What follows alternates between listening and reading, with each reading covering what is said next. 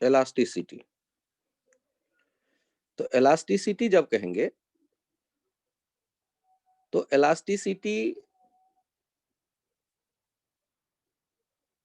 जो प्रॉपर्टी है क्या है कि कोई ऑब्जेक्ट है और उस ऑब्जेक्ट के आप लेंथ को फोर्स लगाने पर बदलता देख रहे हो, और जैसे ही फोर्स हटाते हैं तो वो वापस पुराने शेप में चला जाता है। जैसे ऑब्जेक्ट था और आपने फोर्स लगाया, एक गेंद है और फोर्स लगाया चारों तरफ से, देखेंगे उसका शेप बदल गया, और जैसे ही फोर्स हटाते हैं वापस पुराने शेप में चला जाता है। यदि कोई रबर का ब्लॉक है और उसके एक सरफेस को फिक्स्ड कर देते हैं, फिक्स्ड फेस, और ये जो फिक्स्ड फेस है उससे h हाइट ऊपर आपने फोर्स लगाए, और उसके कारण क्या देखा, फिक्स्ड तो मूव करेगा नहीं, फेविकोल से चिपकाया हुआ है बढ़िया से, ये हल्का सा शिफ्ट हो जाता है थीटा, और जैसे ही छोड़ते हैं वो वापस आ जाता है। तो आप इलास्टिसिटी के ये जो तीन अलग अलग केसेस देख रहे हैं कि मटेरियल का वो प्रॉपर्टी जिसके कारण डिफॉर्म्ड ऑब्जेक्ट डिफॉर्मिंग फोर्स हटाने पर अपने ओरिजिनल शेप में वापस आ जाता है, वो कहलाता है इलास्टिसिटी।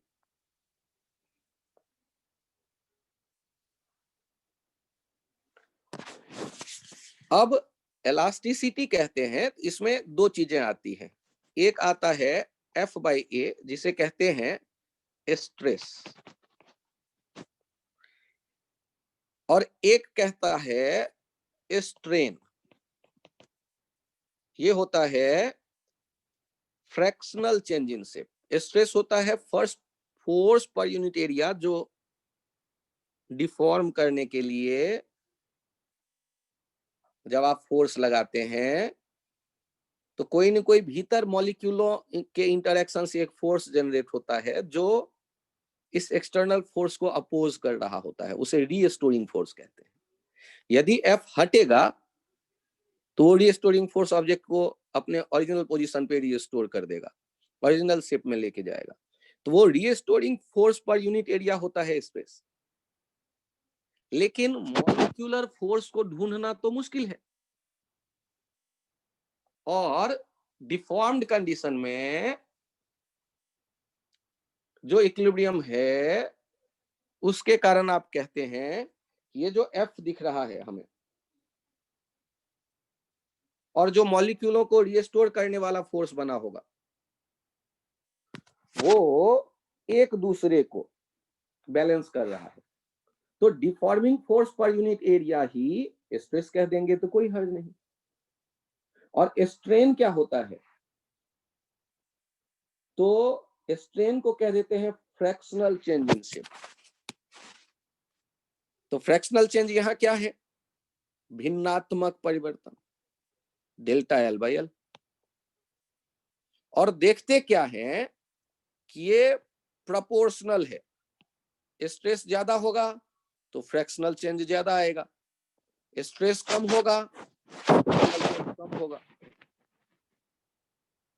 शेप में।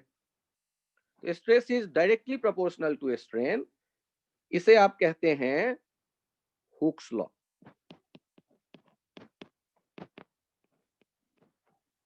ये इलास्टिसिटी सबसे इंपॉर्टेंट इकलौता लॉ, हुक्स लॉ।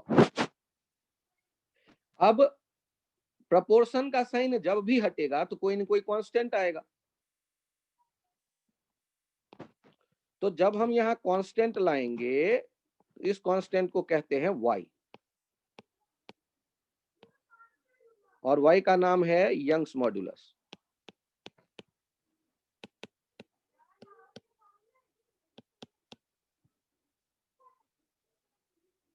ये y को क्या कहते हैं? Young's modulus. आप जब बात करेंगे इसी स्ट्रेस स्ट्रेन के लिए अगले डायग्राम में, तो ध्यान से देखिए, F/A proportional to minus delta V/V, यहाँ तो वॉल्यूम बदल रहा है, और ये F/A इक्वल टू लिखते हैं B delta V/V minus delta V/V। और हाँ, B जो है ये है बल्क मॉड्यूलस,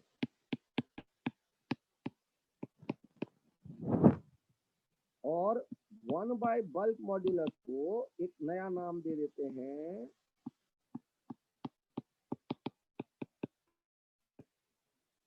कंप्रेसिबिलिटी।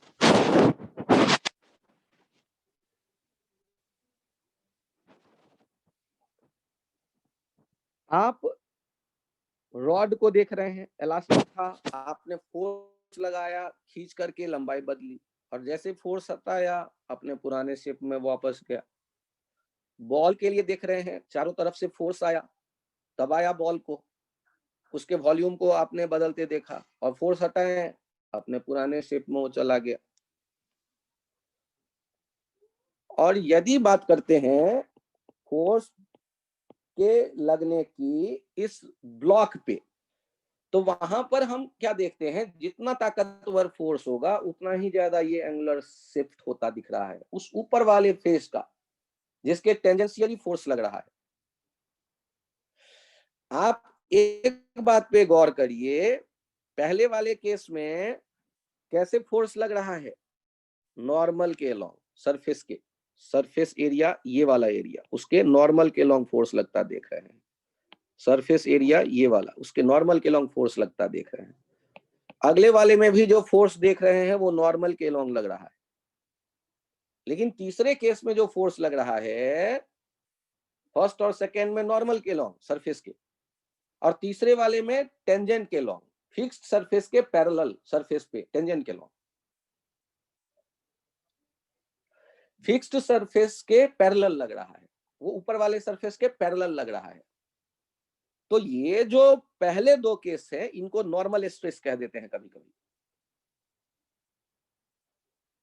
और बाद वाले को टेंजेंशियल स्ट्रेस। टेंजेंशियल के लिए एक खास टर्म यूज किया जाता है, शियर स्ट्रेस, और उसके कॉरस्पॉन्डिंग जो स्ट्रेन है वो शियर स्ट्रेन।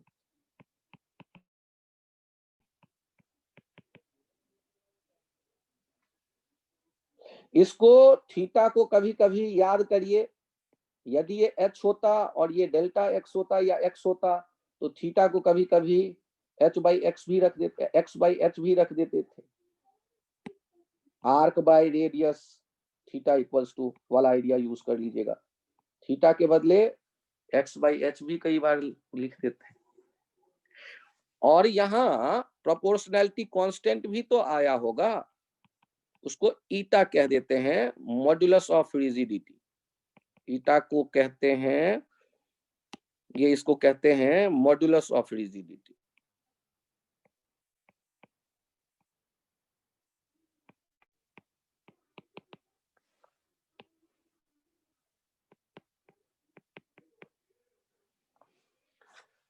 तो हम लोगों ने इलास्टिसिटी कहते ही तीन तरह के आइडिया देख रहे हैं, यहां आ रहा है कि इलास्टिक ऑब्जेक्ट का हम फोर्स लगाकर शेप बदलता देख रहे हैं, और फोर्स हटाने पर अपने ओरिजिनल शेप में से वापस आता देख रहे हैं। ये इलास्टिक एलिमेंट में ऐसा होता है। हर एक मटेरियल एक खास लिमिट के फोर्स के लिए रिजिड बिहेवियर पॉजेस करता है। रिजिड क्या था? जिनमें हम फोर्स लगाते हैं मॉलिक्यूलों के बीच का सेपरेशन नहीं बदलता। और उसके बाद एक खास रीजन में वो इलास्टिक बिहेवियर शो करता दिखता है, और उससे भी ज्यादा फोर्स लगाने पर इलास्टिक से वो प्लास्टिक में बदल जाता है। अरे सर, रिजिड बॉडी तो आपने रोटेशन में बताया, इलास्टिक की चर्चा अभी कर रहे हैं, और ये प्लास्टिक कहाँ से आया? तो ये रिजिडिटी, इलास्टिसिटी, प्लास्टिसिटी, ये मटेरियल की प्रॉपर्टी है। एक ही मटेरियल अलग अलग सर्कमस्टांसेस में अलग अलग बिहेवियर पॉजेस करता दिखता है हमको। लोहे का रॉड एक छोटे बच्चे के लिए रिजिड है, और किसी पहलवान के हाथ में दे दो, वो मोड़ देगा उसे, तो वो उसके लिए तो रिजिड नहीं कहलाएगा। एक्सटर्नल मशीन लगा करके उसके लेंथ को खींच के आप चाहें तो थोड़ा बदल भी सकते हैं, तो रिजिड तो नहीं कहलाएगा। तो मटेरियल के एक लिमिट में जब फोर्स लगता है तो कभी वो रिजिड बिहेवियर शो करता है, फिर इलास्टिक बिहेवियर शो करता है, और ज्यादा फोर्स होने पर वो प्लास्टिक बिहेवियर शो करता है। तो सर ये प्लास्टिक बिहेवियर क्या है? तो सोचो ना, घर में सब्जी लाते हैं और पॉलीथीन लाए, पॉलीथीन में सब्जी सब हटा दो, अब पॉलीथीन को खींच के देखो तो बड़े आराम से उसके साइज को आप बदल देते हो। और ज्यादा आपने खींच कर साइज बदल दिया, एरिया बढ़ा दी, और छोड़ दो फिर फोर्स, तो क्या लगता है, क्या पॉलीथीन पुराने शेप में वापस चला जाता है प्लास्टिक? तो उस जगह हम क्या देखते हैं कि शेप तो बदलता है, लेकिन वो अपने ओरिजिनल शेप में वापस नहीं जाता। तो इस तरह हम जब इलास्टिक कहेंगे तो उसमें भी तीन कैटेगरी में हम देख रहे हैं वस्तुओं को, ऑब्जेक्ट्स को, जैसे रॉड या वॉल्यूम बदल सकने वाला ऑब्जेक्ट सॉलिड, या फिर लिक्विड, या फिर गैस, और या फिर कोई इलास्टिक ऑब्जेक्ट जिसमें लेंथ बदल गया या वॉल्यूम बदल गया, उतना इंपॉर्टेंट या उतना आसान नहीं रहेगा बोलना। वहां यही बोलना आसान रहेगा कि सारे मॉलिक्यूल इक्वली शिफ्ट हो गए फिक्स्ड के रिस्पेक्ट में, इक्वल एंगल। तो ऐसा कभी होता है तो वो मॉड्यूलस ऑफ रिजिडिटी वाला वहां स्ट्रेस स्ट्रेन के बीच में कांस्टेंट आता है रिलेट करने के लिए। तो इस डायग्राम को दिमाग में सेट करिए इलास्टिसिटी के लिए, जो अभी बोर्ड पे है आपके सामने। मैं एक बार लिख भी देता हूं। इलास्टिसिटी में एक तो आ रहा है stress force per unit area,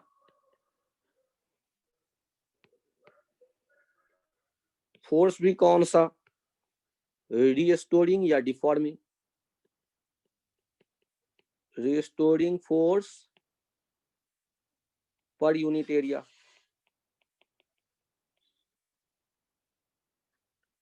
दूसरा आया है strain, fractional change in shape,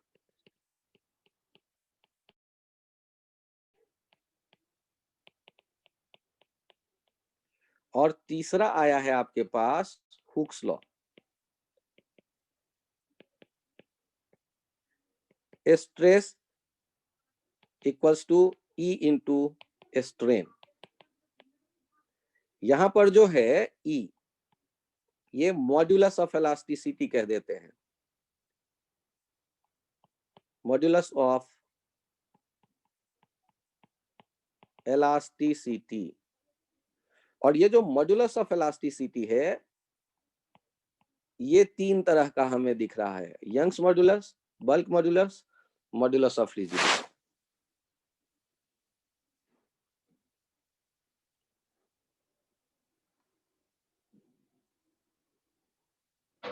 इसके लिए टर्म आप कुछ सोचो, तो ये डेल्टा वी के लिए आप क्या नाम देना चाहोगे? तो डेल्टा वी का नाम हम रख देते हैं minus delta V by V का वॉल्यूमेट्रिक स्ट्रेन।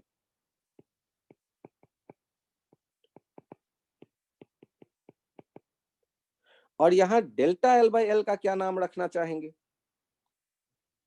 तो डेल्टा एल बाई एल का नाम रख देते हैं लॉन्गिट्यूडनल स्ट्रेन।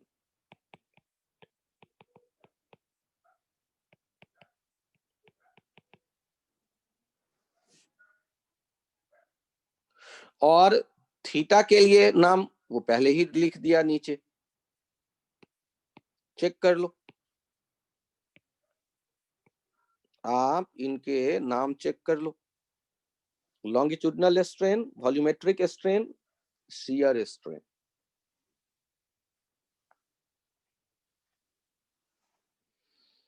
ये जो होता है वाई बी और ईटा, उसके बारे में एक पॉइंट ध्यान रखिएगा,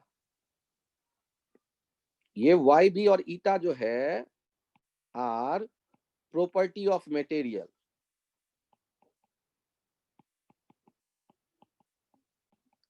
यदि मटेरियल बदलेगा तो वाई बी ईटा बदलेगा, वरना नहीं बदलेगा। मटेरियल बदलते ही वाई बी ईटा बदल देंगे, साइज शेप इस पे ये डिपेंड नहीं करता वाई बी ईटा।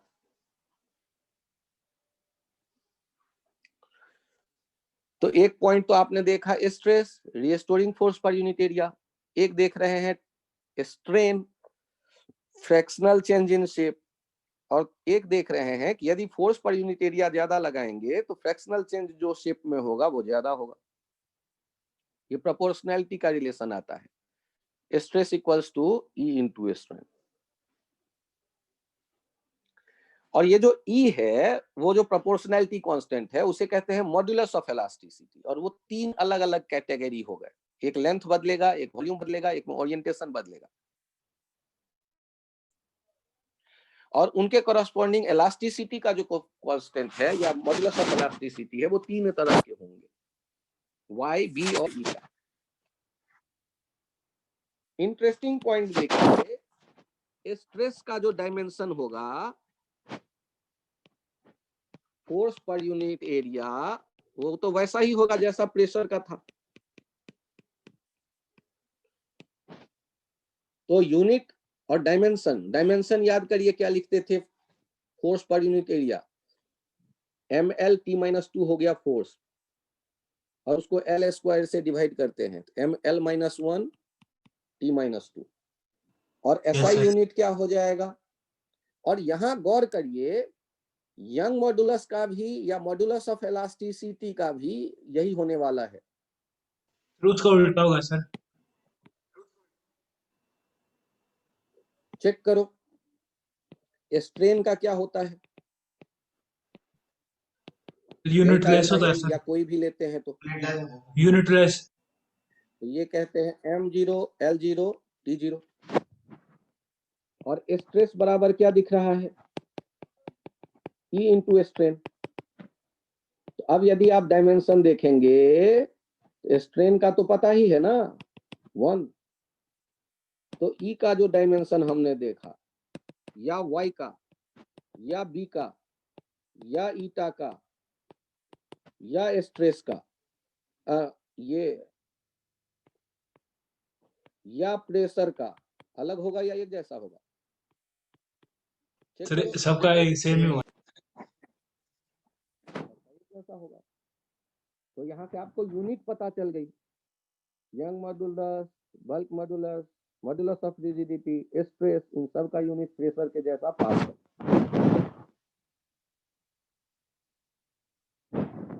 का जो यूनिट हो जाएगा वो पास्कल होगा, न्यूटन पर मीटर स्क्वायर।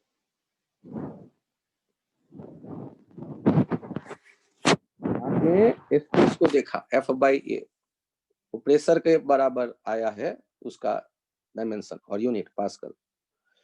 और स्ट्रेन डायमेंशनलेस है, चाहे वो थीटा कह लो, चाहे वो डेल्टा वी बाई वी कह लो, चाहे वो डेल्टा एल बाई एल कह लो, डायमेंशनलेस। और stress equals to E into strain होता है यंग हुक्स लॉ। तो स्ट्रेन का तो डायमेंशन है नहीं, तो ई का वही होगा जो स्ट्रेस का है।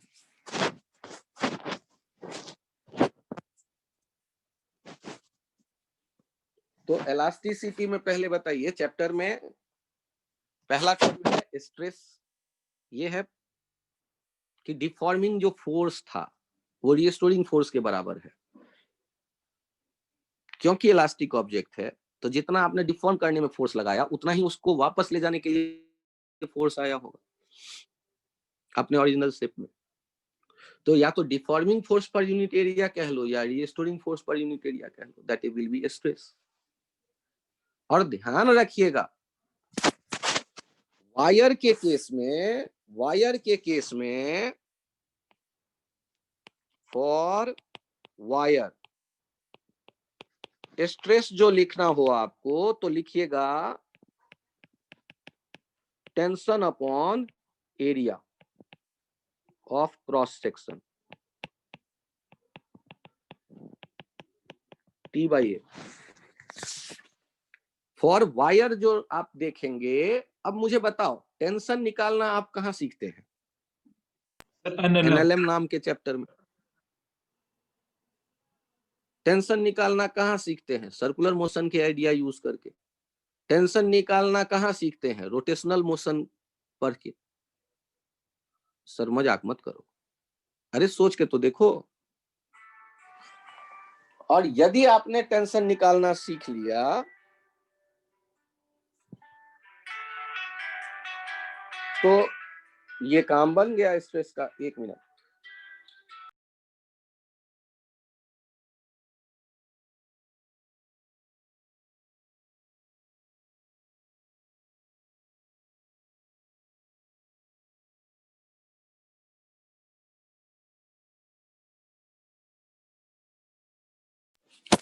तो अब आप मुझे ये बताइए कि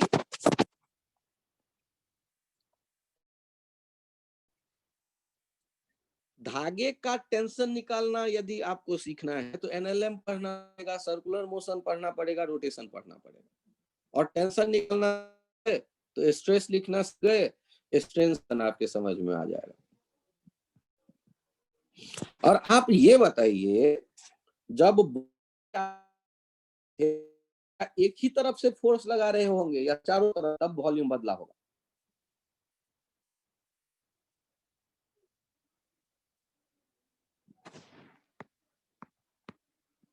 बोलिए। तो बॉल पे तो चारों तरफ से फोर्स लगाना पड़ा है, तब उसका वॉल्यूम बदला होगा। तो F/A इनफैक्ट प्रेशर की तरह देखिए, चारों तरफ से आप प्रेशर अप्लाई कर रहे हैं बॉल पे, और वो जो प्रेशर वर्ड आप देख रहे हैं तो बेहतर फील आएगा कि हाँ वॉल्यूम बदलने के लिए आपने चारों तरफ से फोर्स लगाया। और इनफैक्ट आप जब नहीं भी फोर्स लगा रहे थे तो एटमॉस्फेयर का तो प्रेशर था ही, तो आपने जो फोर्स लगाया है वो एक्स्ट्रा प्रेशर क्रिएट कर रहा है, एटमॉस्फेयर से अलग है, और उसके कारण वो बदला है वॉल्यूम।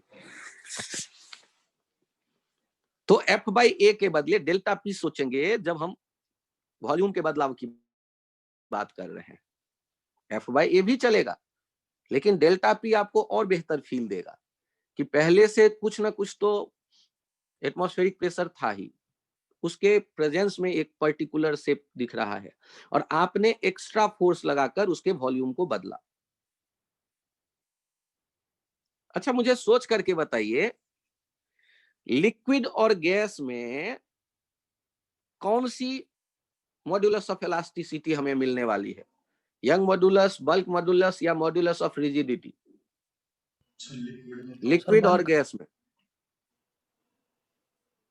बहुत बढ़िया, बल्क मॉडुलस। परफेक्ट। अच्छा ऐसा क्यों लग रहा है कि बल्क मॉड्यूलस ही? क्योंकि सर वॉल्यूम में रॉड तो डिस्ट्रीब्यूट होगा बनेगा ना सर। नहीं गैस का, लिक्विड का। हाँ तो वो वॉल्यूम के बारे में ही बात करेंगे लिक्विड और गैस के लिए, ना ही रिजिड ब्लॉक बना करके सोच सकते हैं मॉड्यूलस ऑफ रिजिडिटी। तो सॉलिड में तीनों मिलते हैं, लेकिन लिक्विड और गैस में केवल बल्क मॉड्यूलस मिलने वाला है, ये ध्यान रखिएगा। सर मैं न्यूमेरिकल कैसे बनाऊंगा? अरे छोड़ो, न्यूमेरिकल भी बन जाएगा, पहले इतने टर्म तो दिमाग में डालो तब सोचेंगे। मैं पेज बदलता हूं, ये सामने वाला पेज सबसे इंपॉर्टेंट है, इनको सेट करिए अपने दिमाग में।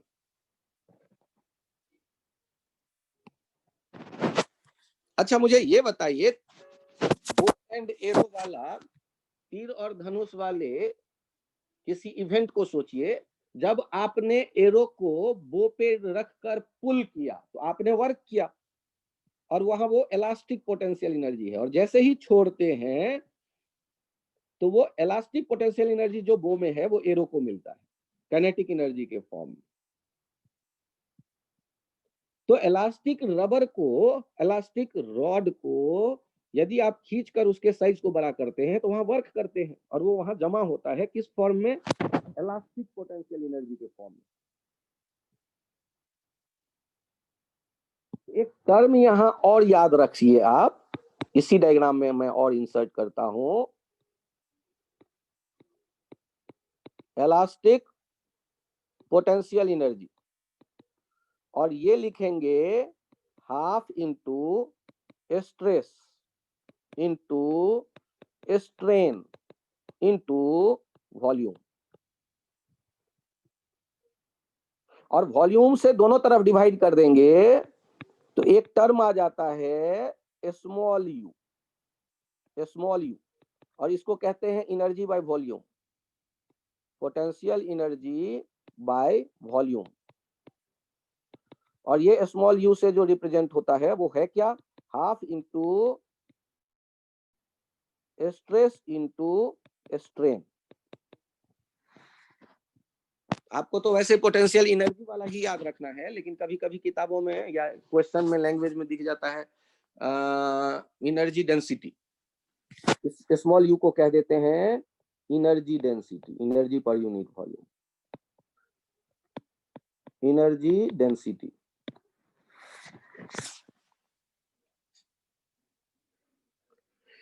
ये जो एनर्जी डेंसिटी है आप कहते हैं half into stress into strain, और एनर्जी डेंसिटी इलेक्ट्रिक फील्ड में होता है half epsilon naught electric field E square, और मैग्नेटिक फील्ड में होता है half B square by mu naught. ये भी ध्यान रखिएगा सर, आप चैप्टर मिक्स करते हो, गलत बात है। जब इलेक्ट्रोमैग्नेटिक वेव को चलते देखेंगे उसमें जो एनर्जी डेंसिटी होता है उसका वैल्यू होता है टोटल एनर्जी डेंसिटी का, या तो इलेक्ट्रिक फील्ड के फॉर्म में कहोगे half epsilon naught E naught square, या मैग्नेटिक फील्ड के फॉर्म में कहोगे half B square by mu naught. दोनों सेम होते हैं दोनों के फॉर्मेट में। यदि केवल इलेक्ट्रिक फील्ड का एनर्जी डेंसिटी पूछेंगे जो इलेक्ट्रोमैग्नेटिक वेव होगा उसका, तो 1/4 एप्सिलॉन नॉट ई स्क्वायर लिखते हैं। केवल मैग्नेटिक फील्ड का एनर्जी तो 1/4, और चूंकि दोनों बराबर होते हैं तो दोनों का सम करने पर या तो half epsilon naught E square या half B square by mu naught, ये टोटल एनर्जी डेंसिटी आता है इलेक्ट्रोमैग्नेटिक वेव से एसोसिएटेड। केवल यदि कहीं इलेक्ट्रिक फील्ड दिख रहा है तो उसमें जो एनर्जी हम देखते हैं per unit volume half epsilon naught E square. केवल मैग्नेटिक फील्ड देख रहा है कहीं पर तो उसमें half B square by mu naught. ये उसकी एनर्जी डेंसिटी है, एनर्जी टोटल नहीं, टोटल एनर्जी नहीं है, ये एनर्जी पर यूनिट वॉल्यूम है। केवल इलेक्ट्रिक फील्ड हो, केवल मैग्नेटिक फील्ड हो उस केस में। और यदि इलास्टिसिटी की बात करते हैं half into stress into strain, ये होता है एनर्जी डेंसिटी।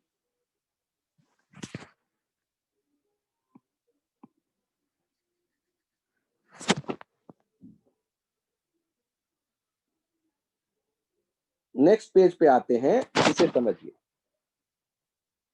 आप जो बात करते हैं स्ट्रेस स्ट्रेन कर्व,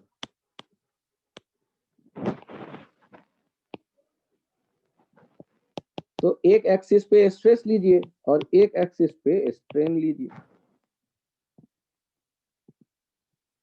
और देखिए ये तो स्ट्रेट लाइन होगा,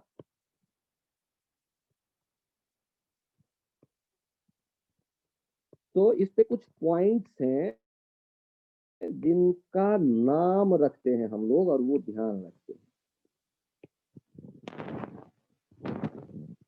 सबसे पहले देखिए हमारे पास हुक्स लॉ क्या था? हुक्स लॉ कहता है stress equals to y into strain. तो यही तो हो जाएगा स्लोप,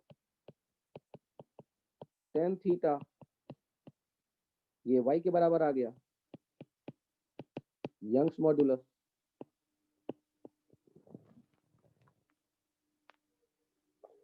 अब ये जो पॉइंट है उनके नाम देखिए, 1 को कहते हैं प्रोपोर्शनैलिटी लिमिट, यहां तक हुक्स लॉ वैलिड है, स्ट्रेट लाइन बन रहा है। 2 वाले पॉइंट तक इलास्टिसिटी मौजूद है, इलास्टिक प्रॉपर्टी शो करेगा, इलास्टिक लिमिट हम कहते हैं। सर 1 और 2 के बीच में क्या होगा? 1 और 2 के बीच में यदि स्ट्रेस पहुंच चुका है तो स्ट्रेस हटाने पे ऑब्जेक्ट अपने शेप में तो ओरिजिनल में वापस जाएगा, लेकिन उस 1 से 2 के बीच में स्ट्रेस डायरेक्टली प्रोपोर्शनल नहीं शो करेगा स्ट्रेन के लिए, वहां वो कर्व बन रहा है, तो वो हुक्स लॉ फॉलो होते नहीं दिखेगा 1 और 2 के बीच। 3 को कहते हैं अल्टीमेट स्ट्रेंथ,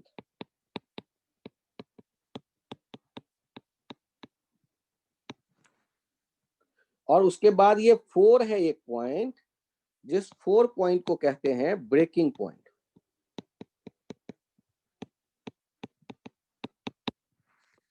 फोर वाले पॉइंट को कहते हैं ब्रेकिंग पॉइंट।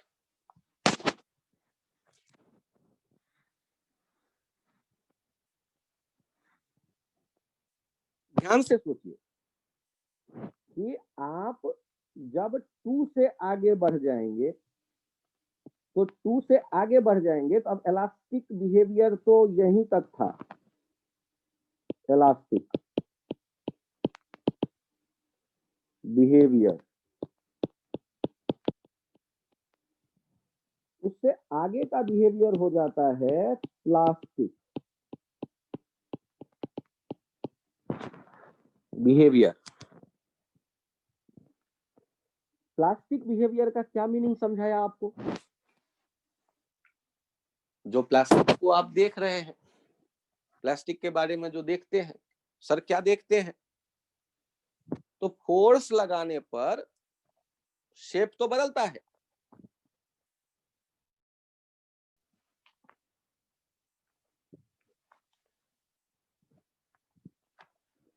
फोर्स लगाने पर शेप तो बदलता है,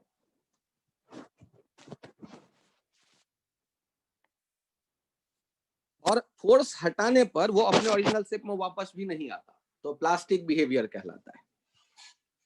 तो आप जब स्ट्रेस बढ़ाते जाते हैं तो ऐसा होता है, प्लास्टिक वाला बिहेवियर शो करने लगता है ऑब्जेक्ट, और उसके बाद स्ट्रेस कम भी करते हैं मे बी अल्टीमेट स्ट्रेंथ के बाद, तो वो फ्लो करने लगता है ऑब्जेक्ट, और एक खास पॉइंट पे आके टूट जाता है।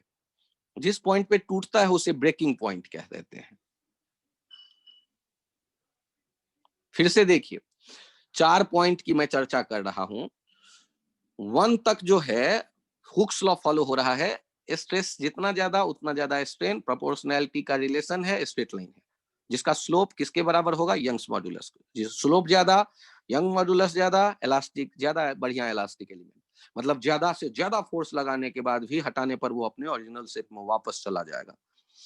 वो जो इलास्टिक रबर देखते हैं वो उससे बढ़िया इलास्टिक होता है स्टील, क्यों? क्योंकि उसका यंग मॉड्यूलस ज्यादा होता है। क्यों? उसमें ज्यादा फोर्स लगाने पे भी वो माइक्रो सेंटीमीटर, माइक्रोमीटर में बदलता है उसका साइज, और फिर वो हटाने पर ज्यादा फोर्स भी वो पुराने शेप में वापस चला जाता है। उतना फोर्स यदि लगा देंगे नॉर्मल इलास्टिक रबर पे तो टूट ही जाएगा। तो इसीलिए बेहतर इलास्टिक हम लोग जिसका वाइज ज्यादा होगा उस एलिमेंट को कहेंगे, जो ज्यादा फोर्स बेयर करके उसके हटाने पर वापस अपने पुराने शेप में आ जाए।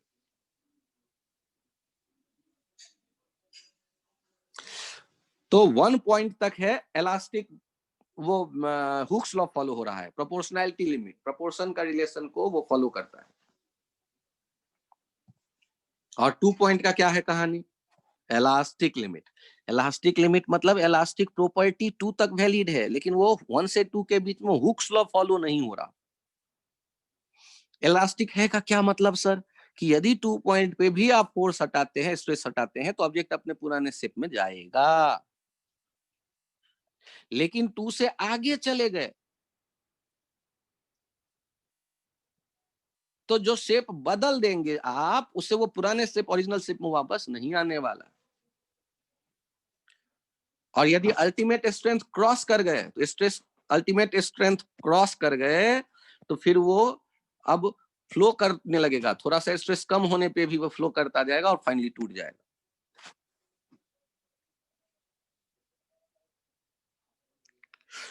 और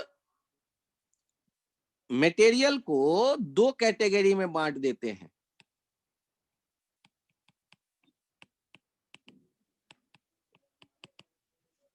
एक को कह देते हैं डक्टाइल, ऐसा मटेरियल जिसको पीट पीट के चादर के फॉर्मेट में ले जा सके सॉलिड को। जैसे सोचो ना कि आप मिठाई के दुकान पे जाते हैं, काजू कतली खरीदते हैं और उसपे एक लेयर देखते हैं व्हाइट चमकीला सिल्वर का। सोचो ना, सिल्वर मेटल, और उसको मिठाई के साथ खा जाते हो। अरे सर, उसी के लिए तो 800 रुपये किलो खरीद रहे हैं। थोड़ा और पैसा दो ना, वो सोने का भी लगवा देगा वो ऐसा ही लेयर। बनारस में आप पान खरीदने जाएं तो 15,000 का भी एक पान खिलाएगा, सोने वाला लगवा देगा एकदम। तो आप ऐसा मटेरियल जिसको पीट पीट के चादर जैसे फॉर्मेट में ले जा सकते हैं, तो वो डक्टाइल कहलाएगा। और ऐसा मटेरियल जिनके चादर जैसे फॉर्मेट में ले जाना पॉसिबल नहीं है, वो तुरंत टूटता है, ब्रिटल मटेरियल कह देते हैं। और डक्टाइल और ब्रिटल की एक खासियत है, उनके जो स्ट्रेस स्ट्रेन का कर्व देखेंगे आप, स्ट्रेस स्ट्रेन वाला जो कर्व देखेंगे आप, तो जिस मटेरियल में प्लास्टिक लिमिट काफी दूर जा रहा हो,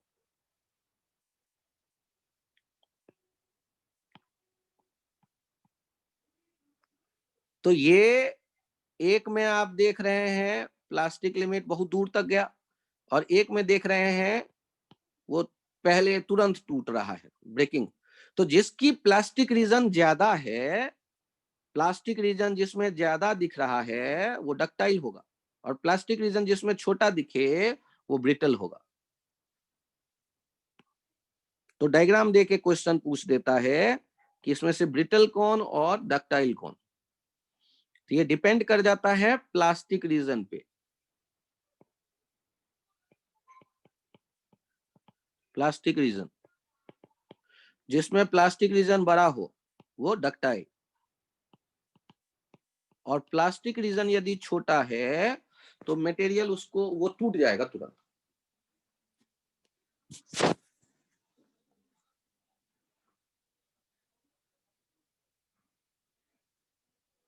ये 4 पॉइंट पे फोकस करिए। Proportionality limit,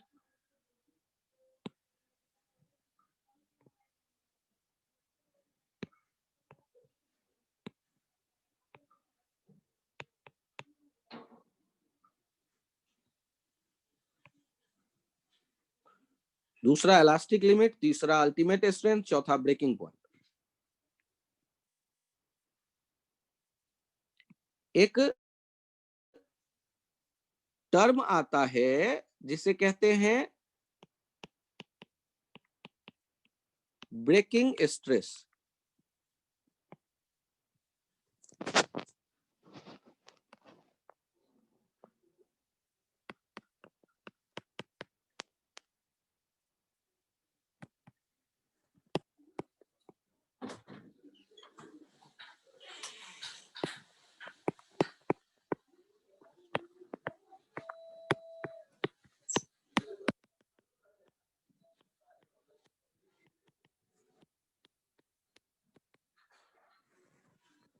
breaking stress, it is the stress beyond which object breaks.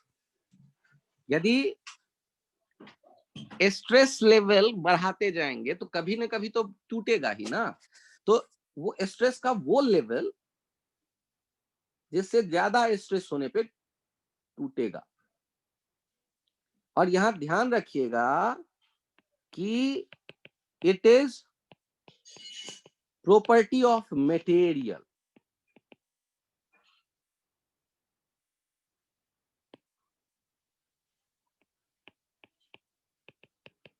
Breaking stress do not depend on size and shape of object. Size and do not depend size of object.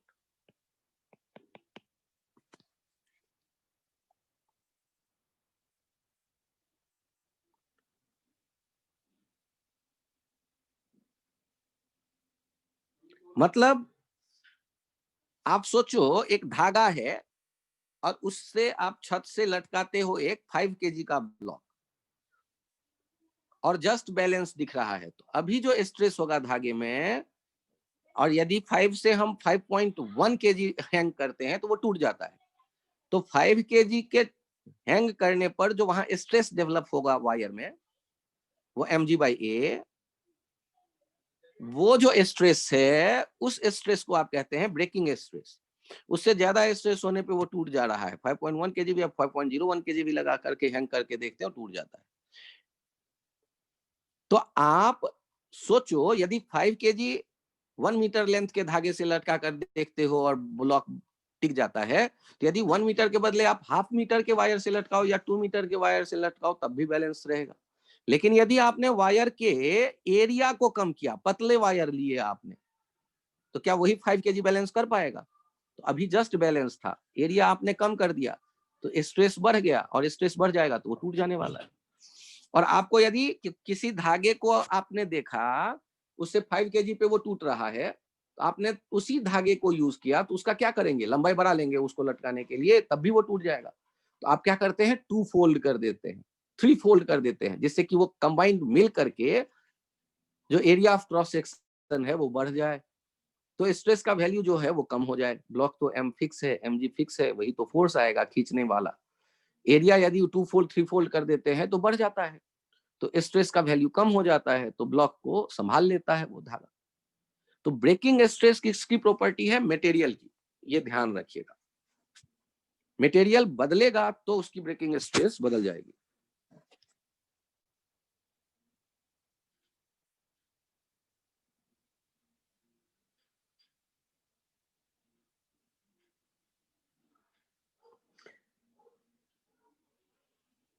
एक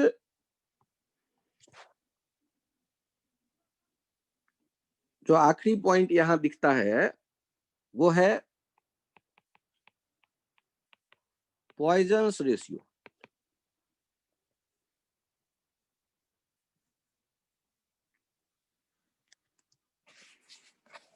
यहां ध्यान से देखिएगा, इसको sigma से show करते हैं,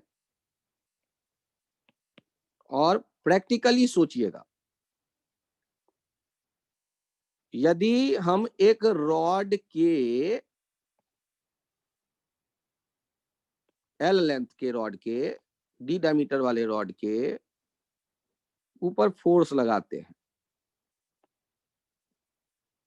और खींचते हैं उसे दोनों तरफ से,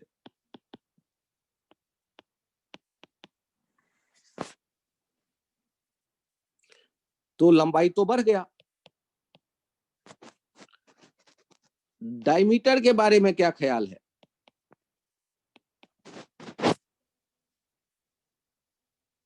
कम हो गया। तो जब आप बात करते हैं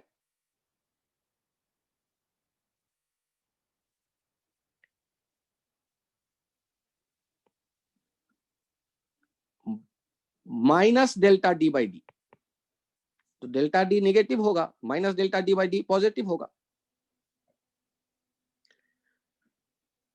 और डेल्टा एल बाई एल, तो प्रैक्टिकली सोचिए, यदि डेल्टा एल बाई एल ज्यादा होगा तो minus delta D by D भी ज्यादा होगा।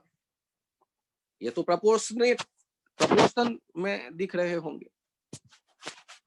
तो यहां जो प्रोपोर्शनैलिटी कांस्टेंट आएगा, इस प्रोपोर्शनैलिटी कांस्टेंट के बारे में विचार करिए। Minus delta D by D equals to sigma delta L by L. यहां जो प्रोपोर्शनैलिटी कांस्टेंट आया है, इसको कहते हैं पॉइजन्स रेशियो। यहां देखिएगा, इधर जो स्ट्रेन है लेफ्ट साइड में, इसे हम कह रहे हैं ट्रांसवर्स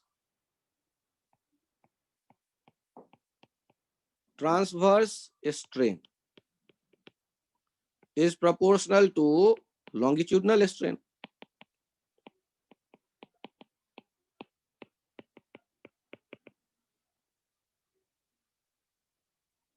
और transverse strain equals to sigma Poisson's ratio into longitudinal strain.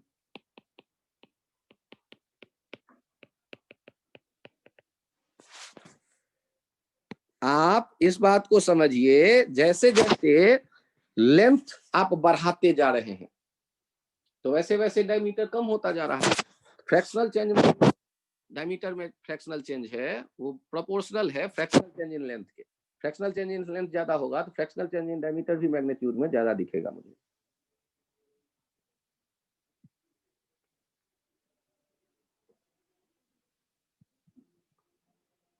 अच्छा, 90 डिग्री पे है ये दोनों, ध्यान दीजिएगा। लेंथ और ये डायमीटर एक दूसरे से कितने डिग्री पे दिख रहे हैं? 90 डिग्री पे। एक को ट्रांसवर्स और एक को लॉन्गिट्यूडनल जो नाम दे रहे हैं। यहाँ चेक करिए, ऐसा भी तो हो सकता है कि जो आप ऑब्जेक्ट देख रहे हैं उसका शेप जो हो, एरिया ऑफ क्रॉस सेक्शन, वो रेक्टेंगुलर हो। ये एल लेंथ, ये बी विड्थ और ये एच हाइट। और आपने जब फोर्स लगाया हो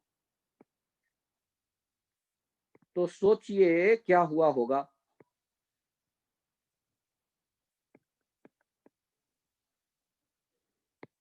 आपने दोनों तरफ फोर्स लगाया,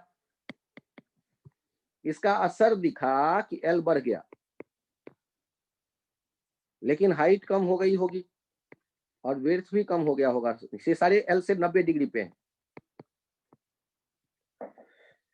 तो एल वाला बढ़ा है तो डेल्टा एल बाई एल जो है, ये लॉन्गिट्यूडनल स्ट्रेन आप देख रहे हैं। और ये किसके ये जो है, इस पे कौन निर्भर करेगा? ये minus delta H by H.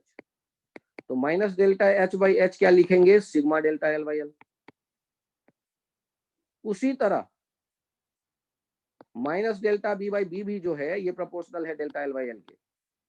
और minus delta B by B लिखेंगे, वो किसके बराबर? Sigma delta L by L.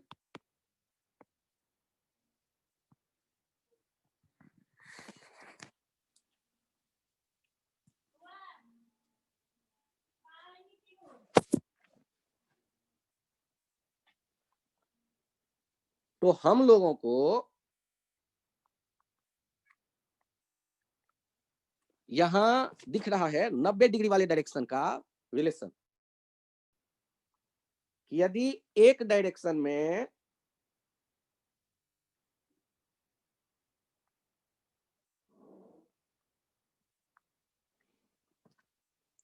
हम बढ़ता देख रहे होते हैं डायमेंशन को, तो दूसरे में उनके वैल्यू को कम होता भी देख रहे होते हैं। और अभी तक जो मटेरियल नेचर में हमें मिला है, उनका वैल्यू जो हम सिग्मा का देखते हैं, वो ग्रेटर देन 0, लेस देन 1/2, ये इन नेचर। लेकिन थ्योरेटिकली सिग्मा का वैल्यू -1 से 1/2 के बीच में देखा गया है थ्योरी से। और आर्टिफिशियल मटेरियल वैसे बनाए गए हैं जिनका नेगेटिव हो, सर ये तो मन ही नहीं मान रहा, लेंथ बढ़ाओगे और हाइट और भी बढ़ जाए। ऐसे आर्टिफिशियल कुछ मटेरियल बनाए गए हैं। तो थ्योरेटिकल नेचर में जो हमें मिला है वो पॉजिटिव सिग्मा, मतलब पॉजिटिव सिग्मा देखो ना, minus delta H by H यदि आप कहते हो पॉजिटिव हो गया क्योंकि हाइट कम हुआ, delta L by L positive है, तो सिग्मा भी पॉजिटिव आएगा। लेकिन यदि कभी ऐसा हुआ कि लेंथ बदल रहे हैं और लेंथ और हाइट भी बढ़ गया, तो वहां सिग्मा निगेटिव से रोल प्ले करने लगे। तो नेचर के जो मटेरियल है उसमें सिग्मा पॉजिटिव ही मिला है, और थ्योरेटिकली ये -1 से +1/2 के बीच में आया है। इनको डिराइव किया जा सकता है, लेकिन वो अपने सिलेबस के स्कोप से बाहर है। सिग्मा भी क्या हुआ, मटेरियल का प्रॉपर्टी हुआ। Sigma is property of material. यदि सर्कुलर एरिया वाला रॉड हो, रेक्टेंगुलर एरिया वाला ब्लॉक हो, स्क्वायर एरिया वाला ब्लॉक हो, मटेरियल सेम है तो सिग्मा का वैल्यू सेम ही रहेगा।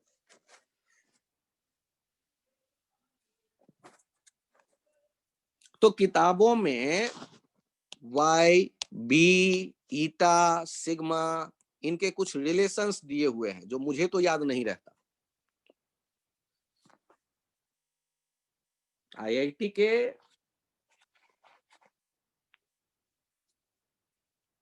लिए भी वो फॉर्मूले इंपॉर्टेंट नहीं है, आईआईटी के एडवांस के लिए। मेंस में भी टेंडेंसी कम है, नहीं पूछा गया है, मेडिकल में पूछे जाते हैं। इंजीनियरिंग में आउट ऑफ ट्रेंड है कि फॉर्मूले में रिलेशन वाई बीटा। हाँ, और इसका जो रिलेशन है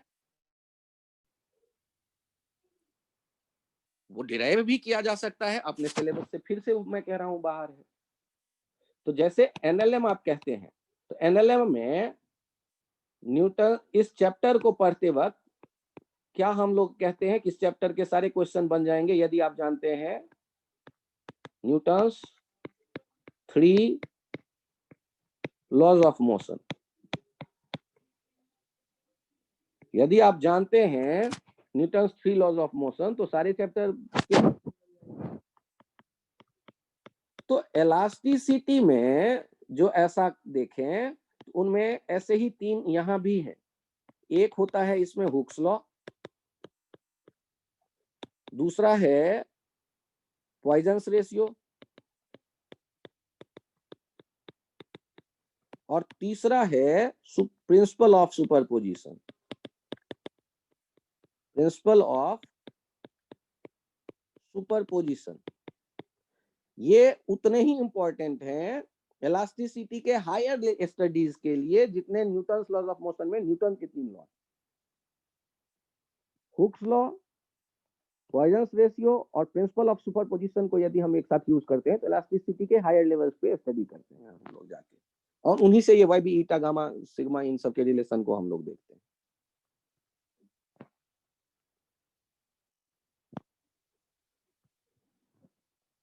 याद करिएगा,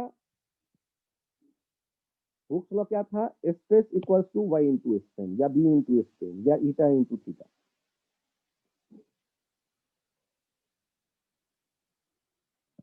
पॉइजन्स रेशियो क्या है, पॉइजन्स रेशियो सिग्मा हम देख रहे हैं,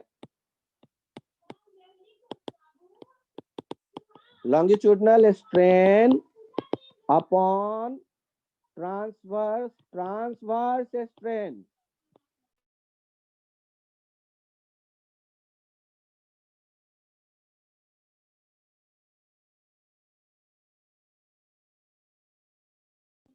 longitudinal strain by transverse strain. यहां हम देख रहे हैं सिग्मा का जो role, longitudinal strain by transverse strain. अब ये इलास्टिसिटी के पॉइंट्स आपके पास सारे हैं और इनको यूज करके सारे क्वेश्चन बनाए जा सकते हैं। और क्वेश्चन बनाते वक्त आपको क्लास 11 12 के लेवल में केवल और केवल हुक्स लॉ पे फोकस करिए, 99% काम उसी से हो जाएगा। हुक्स लॉ का, बाकी वो पॉइजन्स रेशियो और प्रिंसिपल ऑफ सुपरपोजिशन का यूज करने की नौबत नहीं आ रही। और हुक्स लॉ में भी एक ही आइडिया, हुक्स लॉ के लिए क्लास चल रहा है, छुटिया रहा है। हुक्स लॉ के लिए स्ट्रेस इक्वल्स टू लिख रहे हैं y इंटू स्ट्रेन। ये आप सारे क्वेश्चन में अप्लाई करिए। जब भी कोई क्वेश्चन आता है, जैसे आपके सामने ये एक रॉड है और जिससे ब्लॉक आपने लटकाया है m मास का, ये रॉड है, एरिया है a। ये रॉड समझिएगा, दो वायर मत समझ लीजिएगा, या वायर ही समझ लीजिए, जिसका एरिया है a। रॉड और वायर दोनों के लिए आपको करना क्या है कि आप से पूछा क्या जाएगा और करना क्या है। तो रॉड और वायर यदि दोनों हम शो करते हैं तो ऐसे में कंफ्यूजन ना हो, तो एक ही लाइन में रखता हूँ। एरिया जब कहूंगा तो वायर का एरिया ऑफ क्रॉस सेक्शन। अब यदि मैं कहता हूँ दो अलग अलग वायर हैं जिनमें भी कुछ अंतर है, एरिया ऑफ क्रॉस सेक्शन में भी। अब ये सोचो, ये दो एक जैसे मटेरियल हमने कह दिए, सेम मटेरियल। अब ये यदि मैं बात करता हूँ L1 और ये बात करता हूँ L2, ये M, ये 3M, area 2A, L2 4L, ऐसे कुछ आपके सामने मैंने डाटा डाल दिया। ये L1 है L। अब आपको बताना है इसके जो लेंथ में चेंज हुआ होगा डेल्टा L1, और दूसरे वाले रॉड के जो लेंथ में वायर में जो चेंज हुआ होगा डेल्टा L2, इनके वैल्यूज का आपको रेशियो बताना है, delta L1 by delta L।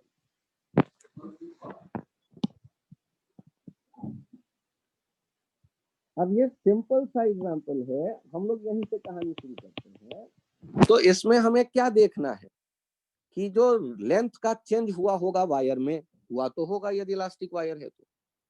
Same material कहा गया तो यंग मॉडुलस दोनों के सेम होंगे, ये वैसे ही मटेरियल का प्रॉपर्टी था। और हुक्स लॉ कहता क्या है बताओ, पूरे वायर में टेंशन एक जैसा होगा या अलग अलग? तो वायर का मास तो नहीं दिया गया, इसका मतलब हम ये मान के चल रहे हैं वायर आइडियल है, नेग्लिजिबल मास जैसा, मतलब उसके मास को सोचने की यहाँ कोई खास आवश्यकता नहीं है। या ब्लॉक का मास इतना डोमिनेटिंग है कि उसमें वायर के मास के ऐड या सब्सट्रैक्ट करने की कोई आवश्यकता नहीं है। आप बताइए, पहले वाले केस में हुक्स लॉ जब कहते थे तो ये क्या था, T by A equals to Y delta L by L, Hooke's law. तो जब आप सॉल्व कर रहे होंगे क्वेश्चन, तो सॉल्व करते वक्त क्या क्या लिखेंगे, ध्यान से देखिए। T के बदले पहले वाले केस में mg बाई एरिया T, इसका एरिया हुआ, equals to y delta L1 by L। और दूसरे वाले में क्या लिखेंगे, 3mg by 2a equals to y delta L2 by 4L। अब यदि हम इनको डिवाइड कर दें तो जो कुछ एक जैसे हैं काट पीट के उनको भगा दो, और यदि वो काट पीट के भगा दिया हमने तो जो हमारे पास है वो रेशियो चला आया। आप देख सकते हैं ये आ गया delta L1 by delta L2 left side में, और राइट साइड में आ गया 1/6।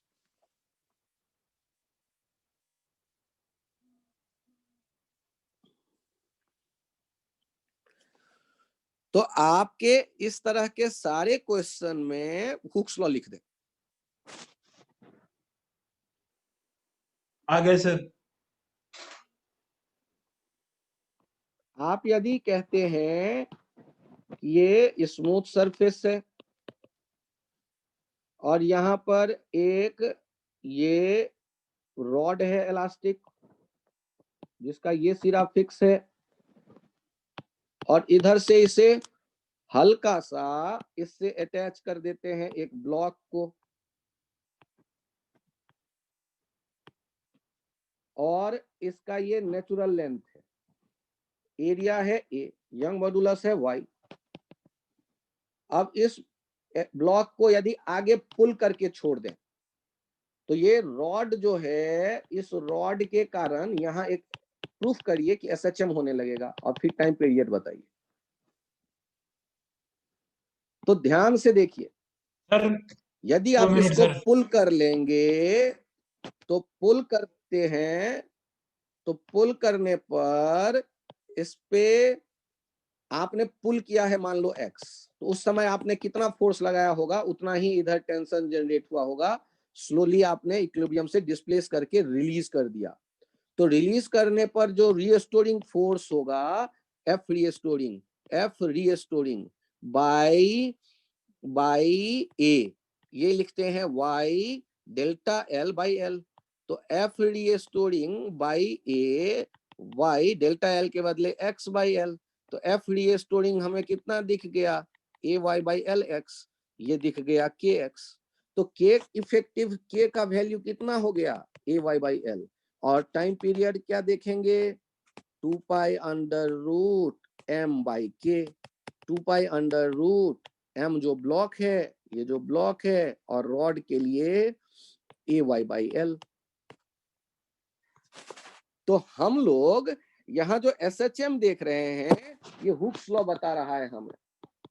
हुक्स लॉ क्या कह रहा है, ये डेल्टा L, ये जो x है, चेंज इन लेंथ जो हमने खींचा है, जो लेंथ में चेंज किया है, उस पे निर्भर कर रहा है रीस्टोरिंग फोर्स।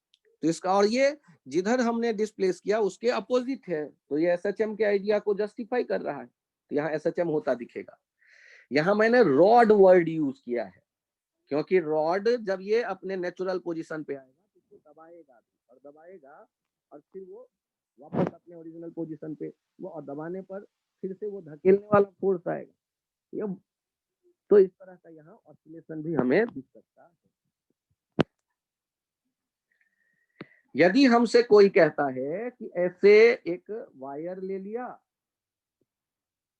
और इस वायर को दो सिमेट्रिक धागों से ऐसे वायर लेकर के ब्लॉक को लटका दिया, अब इनमें स्ट्रेस बताओ।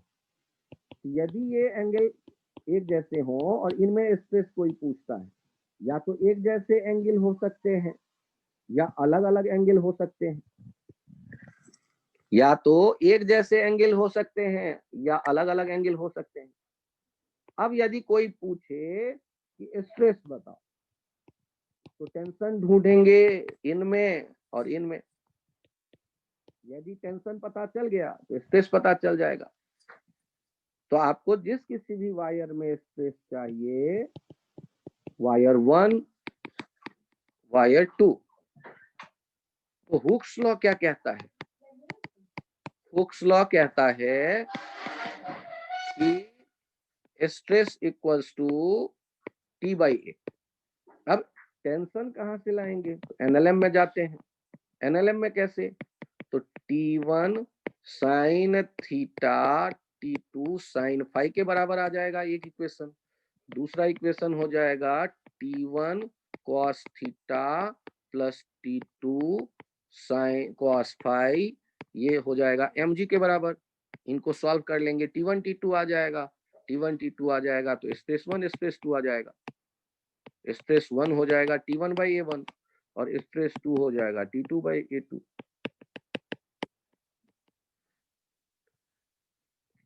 एक समस्या थोड़ी सी आती है कि जब हम रॉड को, सर वो हाँ पिछली स्लाइड एक बार बोलो, दिखा दीजिए सर।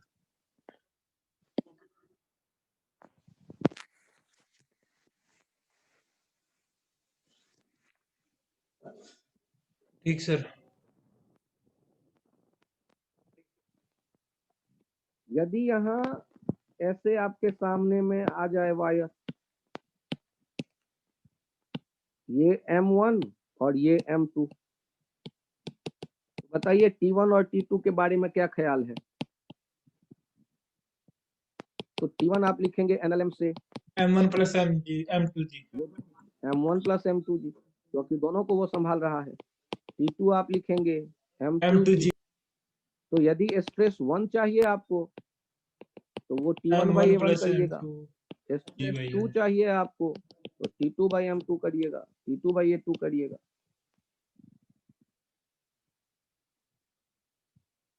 और यदि स्ट्रेस निकल आता है तो स्ट्रेन के लिए आपके पास क्या है, स्ट्रेस अपॉन वाई।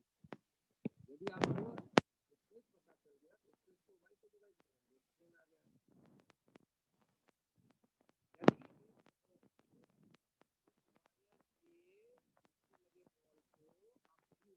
जाता देख रहे हो उस केस के लिए सोचो। यहाँ यदि टेंशन की बात करते हैं तो यहाँ टेंशन कितना होने वाला है, mv square by r sir, तो टेंशन t प्लस आप mg minus mv square by r t plus equal to हो जाएगा plus mv square by R, और स्ट्रेस के लिए आ जाएगा t बाई ए। और ध्यान रखना कोई एक निकल आएगा ना तो दूसरा वैसे ही निकल आना है। Stress equals to Y into strain है, स्ट्रेस निकल आएगा तो स्ट्रेन निकल आएगा, स्ट्रेन निकल आया तो स्ट्रेस निकल आएगा। स्ट्रेस स्ट्रेन में से कोई एक निकल आया तो दूसरा निकल आया, और दोनों में से कोई एक निकल आया तो एनर्जी निकल आएगा, क्योंकि एनर्जी का क्या था, half into stress into strain into volume. Stress के बदले लिख सकते हो वाई इंटू स्ट्रेन, या स्ट्रेन के बदले लिख सकते हो स्ट्रेस बाय वाई, तो एनर्जी भी निकल आएगा। यदि किसी धागे में बॉल को बांधकर आप वर्टिकल सर्कुलर मोशन में देखते हो तो सबसे ज्यादा टेंशन कहाँ मिलता है, सबसे ज्यादा टेंशन कहाँ पर होता है, सर बॉटम पे, लोएस्ट मोस्ट, ये ऊपर वाले पोजीशन पे। तो आप जानते हैं कि यहाँ पर जो टेंशन होता है ये मैक्सिमम होता है, और यहाँ जो टेंशन होता है ये मिनिमम होता है। तो टूटने की संभावना सबसे ज्यादा किस पोजीशन पे होगी, तो जहां सबसे ज्यादा टेंशन होगा वहां सबसे ज्यादा स्ट्रेस आएगा। तो लोएस्ट पोजीशन पे वर्टिकल सर्कुलर मोशन में धागे के टूटने की संभावना सबसे ज्यादा है।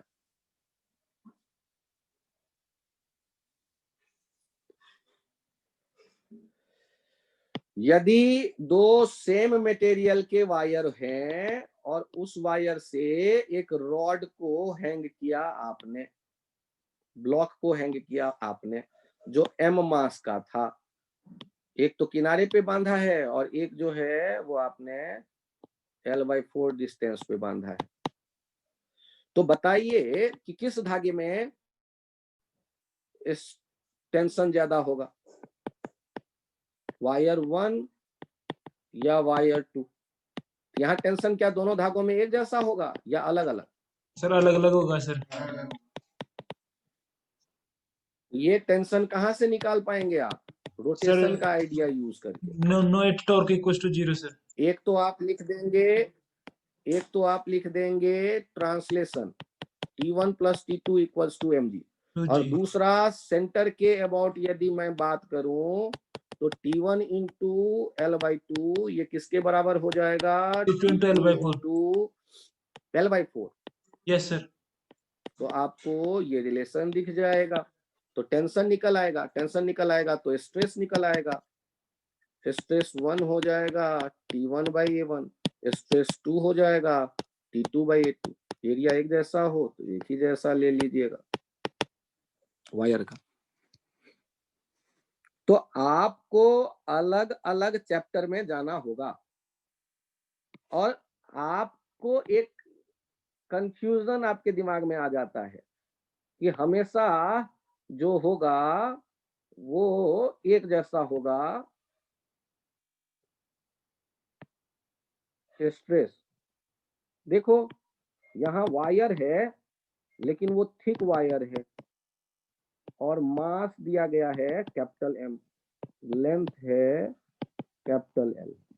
इसके दो सिरे देखो छत से टंगा हुआ है, ये L लेंथ। अब मुझे बताओ इसके लोअर मोस्ट पोजीशन से x हाइट पर मैं जानना चाहता हूं कि यहाँ टेंशन कितना होगा, और फिर जानना चाहता हूं स्ट्रेस कितना होगा। तो क्या लगता है आपको, क्या इस पूरे वायर में टेंशन एक जैसा होगा? तो हम लोग क्या करते हैं कि इस तरह के केसेस में इसे सिस्टम बनाते हैं, इसका यूनिटरी मेथड से मास लिखते हैं M/L इंटू एक्स, मास per unit length into length. और हम देखते हैं m by l into X into G. ये नीचे लगने वाला फोर्स, वो t ऊपर लगने वाला फोर्स, t बराबर क्या होगा m by l into X into G. ये जो हम टेंशन देख रहे हैं, इस टेंशन के बारे में सोचिए 2 मिनट कि टेंशन वायर में अपने वेट के कारण अलग अलग पॉइंट पे अलग अलग है। तो यदि कोई आपको मिड पॉइंट पे पूछते तो मिड पॉइंट पे हो जाता m/2g। यदि कोई टॉप पोजीशन पर पूछ दे तो mg। यदि कोई लोअर मोस्ट पोजीशन पे पूछ दे, लोअर मोस्ट पॉइंट पे पूछ दे तो 0, क्योंकि नीचे कोई टंगा हुआ ही नहीं है। तो आपको यदि x हाइट पर स्ट्रेस लिखना हो, स्ट्रेस लिखेंगे तो t बाई, मतलब m/l into a into G into X. और स्ट्रेस वेरिएबल हो गया तो आपको वायर में, ऐसे टंगे हुए वायर में स्ट्रेस के केवल स्ट्रेस नहीं पूछेगा, आपसे पूछेगा लोएस्ट पोजीशन से l/4 हाइट पे, l/2 पे, 3l/4 पे, या टॉप पे या मिड पे स्ट्रेस बताओ। तो अभी तक मैं ये सोचता था कि वायर में स्ट्रेस का मतलब t बाई, वो तो आइडियल कंडीशन है कि वायर के अलग अलग पॉइंट पे हमने अलग अलग नहीं देखे टेंशन। और यदि स्ट्रेस अलग अलग है तो वहां स्ट्रेन भी अलग अलग होगा, चेंज इन लेंथ भी अलग अलग होगा। तो आप यदि यहां dx मानकर उसके लिए हुक्स लॉ लिखते हैं और मानते हैं पूरे वायर का कितना लेंथ बदलेगा अपने वेट के कारण, तो एक छोटे से dx में कितना बदलेगा पहले ये मान लो। dx में मान लो dz बदल रहा है खुद के स्ट्रेस के कारण, तो t by A equals to Y dz by dx का फॉर्मूला लिख लो, mg by L A into X. ये आपके सामने आ रहा है स्ट्रेस t बाई ए, ये y dz बाई dx। अब आपको चाहिए mg by L A into Y X D X dz, total change चाहिए समेशन dz। तो x को इंटीग्रेट कर दो 0 से l तक, निकल आएगा टोटल चेंज डेल्टा l कितना होगा। लेफ्ट साइड वाला डेल्टा l आ गया और राइट साइड वाला वो, लेफ्ट साइड वाला जो होगा वो डेल्टा l दे देगा। राइट साइड वाला समेशन dz सारा ऐड कर दिया तो टोटल चेंज इन लेंथ निकल आएगा। और उस टोटल चेंज इन लेंथ में इतना ये कैलकुलस लगाना पड़ गया, क्यों? क्योंकि हर एक अलग अलग सेक्शन में अलग अलग स्ट्रेस था। पोटेंशियल एनर्जी कितना जमा होगा, अरे भाई जब अलग अलग सेक्शन में स्ट्रेस अलग अलग है तो पोटेंशियल एनर्जी भी अलग अलग होगा। लिखकर इंटीग्रेट कर देंगे तो टोटल एनर्जी पोटेंशियल कहा जाएगा। नहीं सर, इतना टाइम एग्जाम में नहीं रहता, इतना टाइम नहीं रहता तो शॉर्टकट ये है कि टोटल मास को आप सेंटर पे देख लेते हो, टोटल मास को सेंटर पे देख लेते हो, लेंथ l/2 सोच लेते हो और स्ट्रेस लिख देते हो mg by A equals to Y delta l total upon l/2। इससे जो निकल के आएगा वही कैलकुलस से भी आता है, mg l/2ay। कैलकुलस से भी यही आता, इससे भी यही आएगा।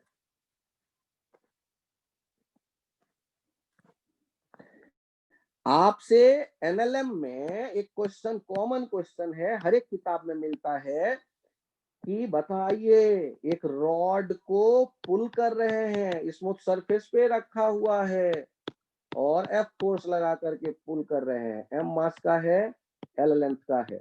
बताइए अगले किनारे से एक्स डिस्टेंस पे टेंशन कितना होगा, ये आपका क्वेश्चन है। और आज का क्वेश्चन उसमें बढ़ेगा एनएलएम से आगे कि यहाँ स्ट्रेस कितना होगा। तो ये तो समझो कि अलग अलग पॉइंट पे यदि टेंशन अलग अलग होगा तो स्ट्रेस भी अलग अलग होगा। तो पहले टेंशन कैसे निकालते थे, तो उसके लिए क्या करते थे, इस सिस्टम को एक्सलेशन से आगे जाते देखते थे और F बराबर हो जाता था ma। फिर आप क्या करते थे, रॉड के केवल वो टुकड़ा, x इधर है ना, इसके पीछे वाला टुकड़ा l-x है ना, इस l-x को सिस्टम मान लिया, उसको कौन आगे खींच करके ले जा रहा है, F नहीं ले जा रहा, उसको ये T आगे खींच के ले जा रहा है। तो इस सिस्टम के लिए आप इक्वेशन क्या लिखेंगे, तो पहले मास कितना है, m/l मास per unit length into length, और ये कितने एक्सलेशन से आगे जा रहा है, F/m एक्सलेशन से। तो T बराबर क्या लिख देंगे, m/l इंटू l-x, ये टोटल मास हो गया, इंटू एक्सलेशन A, ये हो जाएगा m/l इंटू l-x और एक्सलेशन हो गया एफ बाई एम, एम और एम कैंसिल आउट हो गया, ये हो गया F by L into L minus x. और टेंशन जब निकल आया तो अब आप स्ट्रेस लिख सकते हैं, टेंशन बाई, और ये कितना हो जाएगा, तो वो F by L A L minus x.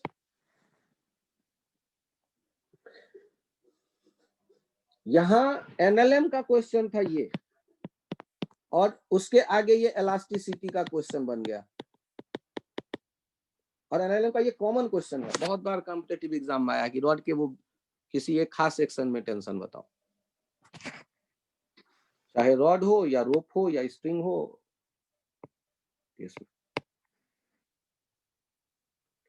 तो जब हम कहते हैं ना स्ट्रेस एक जैसा पूरे रॉड में, तब हम सीधे पूछते हैं रॉड का स्ट्रेस बताओ। और यदि वेरिएशन है तो हम नहीं पूछेंगे रॉड का बताओ, बताओ एक खास पॉइंट पे बताओ। इसका मतलब समझ जाओ, शायद अलग अलग पॉइंट पे अलग अलग स्ट्रेस हो, और नहीं है तो अलग बात, अच्छी बात, एक ही जैसा हो तो ठीक है। यदि मैं दोनों तरफ पुल करूं एफ फोर्स से, तो क्या ये रॉड एक्सीलरेट होगा? No sir. नहीं। तो हर एक सेक्शन में एक जैसा टेंशन होगा, टी हो जाएगा हर एक जगह एफ, तो हर एक जगह स्ट्रेस एक जैसा हो जाता है, हर एक जगह एफ बाई ए कह देते हैं। तब हम ये पूछते हैं कि रॉड में स्ट्रेस बताओ, ये नहीं कहते हैं कि एक्स डिस्टेंस पे बताओ, रॉड में स्ट्रेस बताओ, तो कह देंगे एफ बाई ए। यदि यहां पर मैं फिक्स कर दूं दीवार में, इसे बांध दूं और तब खींच रहा हूं, तब भी वो टेंशन हर एक जगह एक जैसा हो जाएगा, क्योंकि एक्सेलेरेशन तो है ही नहीं। तब भी रॉड के हर एक पॉइंट पे मैं कह दूंगा एफ बाई।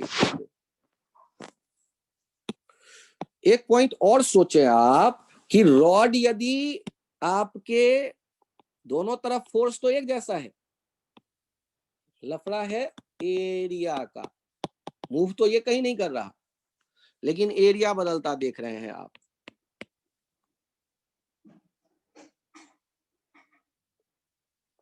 तो टेंशन तो एक ही जैसा है, हर एक पॉइंट पे टी एफ के बराबर होगा, क्योंकि क्रॉस सेक्शन ले लो, नेट फोर्स देखो, जीरो करो किसी भी सेक्शन का, टी निकल के आएगा एफ। लेकिन आपसे यदि मैं कह दूं इन पॉइंट्स पे बताओ कहां स्ट्रेस ज्यादा होगा कहां कम, जैसे है पॉइंट 1, बीच में कोई पॉइंट 2, फिर 3, फिर 4, फिर 5, तो जैसे जैसे 1 से 5 की तरफ जा रहे हैं तो स्ट्रेस क्या देख रहे हैं, स्ट्रेस देख रहे हैं F by A F by pi R square, और आर इंक्रीज हो रहा है, तो स्ट्रेस जो होगा वो डिक्रीज होता जाएगा।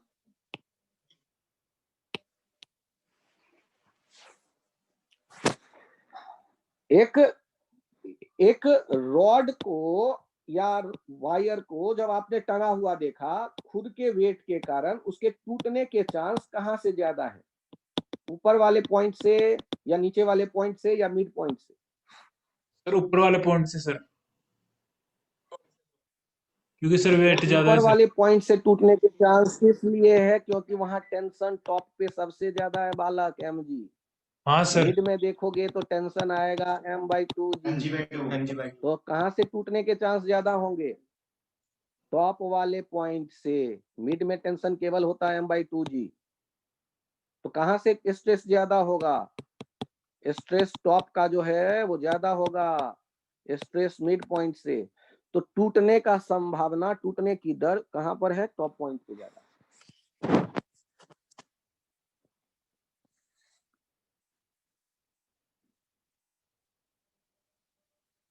ये ध्यान दीजिए, तो आपको दिख रहा होगा टूटेगा वहां जहां स्ट्रेस ज्यादा है।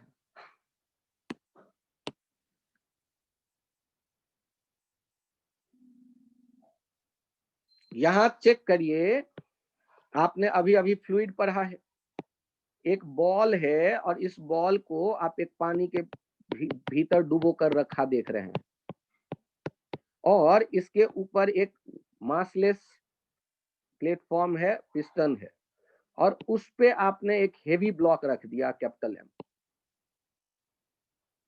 ये मासलेस पिस्टन, ये है लिक्विड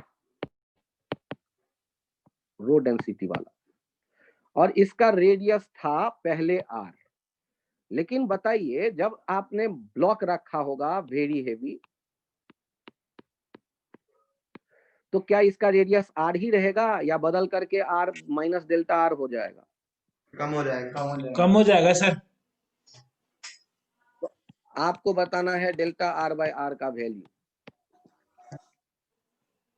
तो यहां ध्यान से देखिए, हम लोग क्या जानते हैं, F by A equals to Y delta L by L, beta लेकिन है यहाँ sir delta L beta by L आएगा ना बीटा सर नहीं यहाँ है। पे तो। Delta B equals to B minus delta V by V, और ध्यान दीजिएगा माइनस वी यहाँ पे आ जाएगा -3 delta R by R. Sir ये कहां से चला आया? और डेल्टा के बदले हो जाएगा M G by area of cross section platform का, पिस्टन एरिया ये है ए। तो जो प्रेशर बन रहा होगा वो लिक्विड का हाइट कोई बहुत तगड़ा नहीं है, तो जो प्रेशर बन रहा होगा वो किसका प्रेशर बनता दिखेगा? वो प्रेशर बनता दिखेगा mg के कारण, mg बाई ए। और जो भी ये लिक्विड पे आएगा प्रेशर, वो चारों तरफ से मिल जाएगा इस बॉल को, इसीलिए बॉल का जो है साइज हम देखेंगे कि कुछ छोटा हो गया।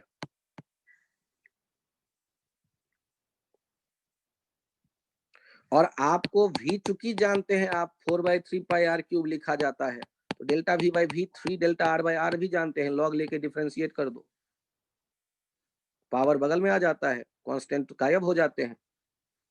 तो डेल्टा वी बाई वी के बदले तो यहाँ से डेल्टा आर बाई आर निकल आया magnitude wise, delta R by R हो जाता है mg बाई 3ab।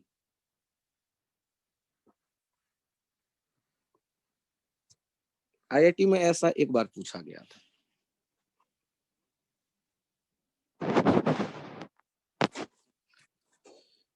तो हम लोगों ने आज चर्चाएं की इलास्टिसिटी के बारे में, चर्चा कंप्लीट है। इन्हीं को आपको देखना है, इन्हीं को सोचना है। हाँ, क्वेश्चंस और बनेंगे और बढ़ेंगे, आइडियाज को इम्प्रोवाइज करने की आवश्यकता तो जरूर है। और करवा दीजिए मेंस के आईआईटी के पेपर्स का ध्यान रखेंगे। आप लोगों के पास मुझे उम्मीद है कि पहुंचा हुआ है सीट के क्वेश्चंस को खुद ट्राई करिए, और कुछ सॉल्व एग्जाम्पल का पीडीएफ मैं शेयर कर दूंगा, तो आप उन्हें भी एक नजर देख लीजिएगा। HC वर्मा के सॉल्व एग्जाम्पल देख लीजिए, HCV सॉल्व एग्जाम्पल्स एलास्टिसिटी, उसे ट्राई कर लीजिए, अब आपके समझ में आएगा। और उन सारे ट्राई करने से पहले मेरे इस लेक्चर के सारे आइडियाज को सीक्वेंस कहानी की तरह दिमाग में पहले रखिएगा, फिर काम करिएगा।